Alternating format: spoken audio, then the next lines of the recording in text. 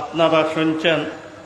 আমি এতটুকু সরকারকে বলতে যাব, সারা দেশের মানুষে জানে, সরকারে যারা আছেন তারাও জানে, এই 52 বৎসরে আমরা বঙ্গবন্ধু শেখ মুজিবুর রহমানের উত্থানও দেখলাম, পতনও দেখলাম। উত্থান দেখলাম, গাছের পাতায় পাতায় বঙ্গবন্ধুর স্লোগান হইতেছে। পতনও দেখলাম, জানাজায় কোনো লোকই নাই।